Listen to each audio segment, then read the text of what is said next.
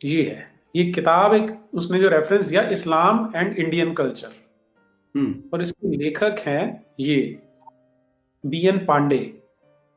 अब अरे इनका फिर ये सॉरी, बिहार के गवर्नर भी शायद रहे थे। हाँ जी हाँ जी, विशंबर नाथ हाँ पांडे, ये उड़ीसा के गवर्नर रहे हैं। और हाँ जब हाँ आप हाँ। इनका जब आप इतिहास देखते हैं, तो he was a member of Indian National Congress, close हाँ एसोसिएट ऑफ जवाहरलाल नेहरू, हाँ। और as well as Indira Gandhi, Rajiv Gandhi and Sonia Gandhi. He hmm. pursued a Gandhian philosophy and was for 18 years vice chairman of the Gandhi Smriti and Darshan Smiti. अच्छा, हम्म। इसके बाद अब इनको जो इनाम मिले हैं, पद्मश्री इन्हें मिला हुआ है, इंदिरा गांधी हम्म। अवार्ड फॉर नेशनल इंटीग्रेशन इन्हें मिला हुआ है, और life time achievement in the field of Hindu Muslim unity इन्हें मिला हुआ है जी।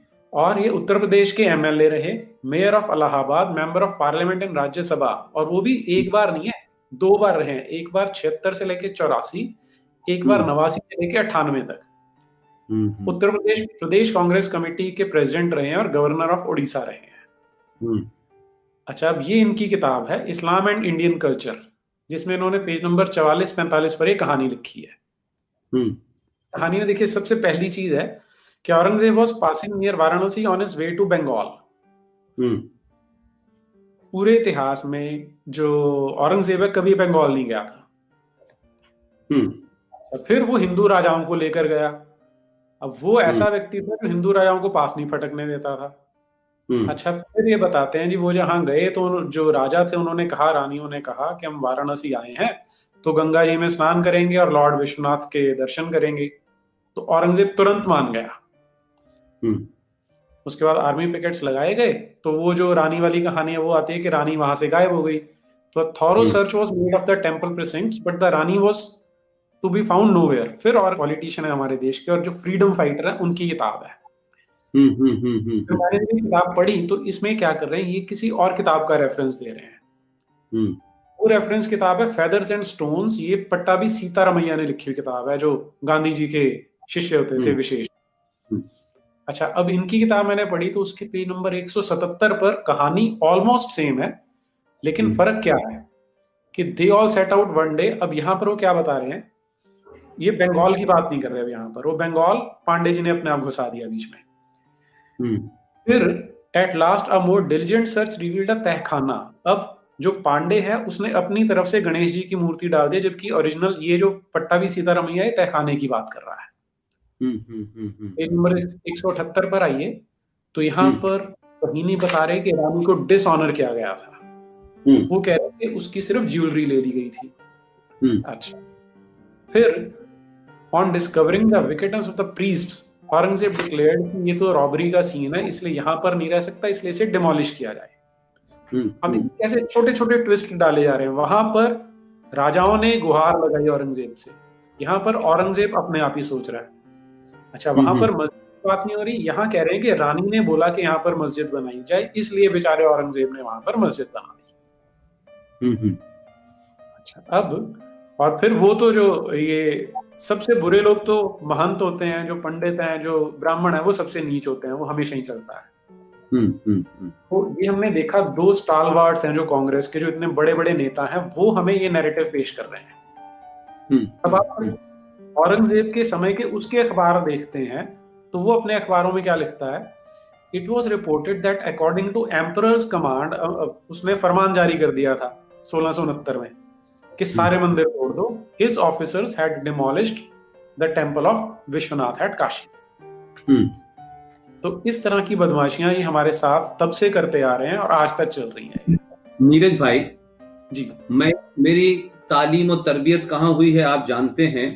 जी। देखिए, तरीका क्या होता है कि जब आप चोरी पकड़े तो आपको डिफ्लेक्ट कर दिया जाए आपकी अटेंशन को, और आपसे ऐसा सवाल खड़ा कर दिया जाए कि आप उसके जवाब देने में लग जाएं, और लोग ये कहें कि भाई देखिए हमने तो बता दिया, अब ये जवाब दे रहे हैं, अब ये इनसे क्या मतलब है। फिर आप जवाब ढूंढ के लाए, फिर आपको जवाब तो सवाल पूछने वाला कौन है।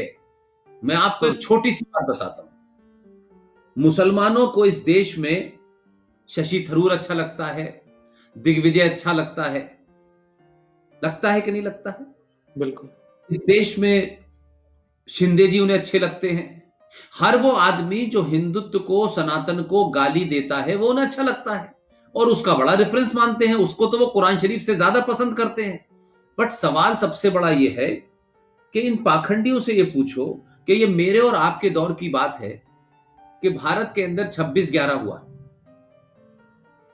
26/11 के अंदर एक, मतलब मैं ये शब्द इस्तेमाल नहीं करना चाहता, but I know personally because I was working with Sahara television during that period, that idiot was there. वो वहां सहारा कैंटीन में कोई वेटर हुआ करता था।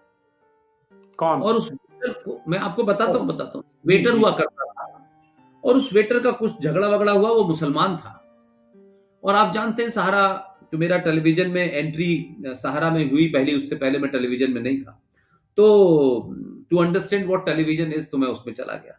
तो मैं ये देखता था कि जब वो चैनल लॉन्च नहीं हो रहा था तो काफी सारे लोग बैठे रहते थे। तो हमने एक आदमी को देखा कि यकायक एक आदमी जो है, बड़े लंबे से कद का आदमी है, और कुछ दिन के बाद में वो उर्दू जो उनका अखबार निकलता था उसमें पत्रकार हो गया। और फिर वहां एक उर्दू का पूरा वो निकलने लगा, वो एडिटर हो गया अखबार का। हमने कहा यार ये तो कमाल का मतलब जर्नलिज्म है भाई। और कुछ दिन के बाद हमने ये देखा कि जब 26/11 हुआ तो उस आदमी का नाम था अजीज बरनी, और उसने एक किताब लिख दी, 26/11 की साजिश। अब आप मुझे बताइए, 20 साल के बाद कुछ लोग, यही मुसलमान और बहुत सारे मूर्ख हिंदू, उसकी किताब का रेफरेंस देके कहेंगे उन्होंने लिखे, अरे वो अल्लाह मियां था क्या? वो कौन था, जिसकी क्या क्रेडिबिलिटी थी जिसने ये लिखा?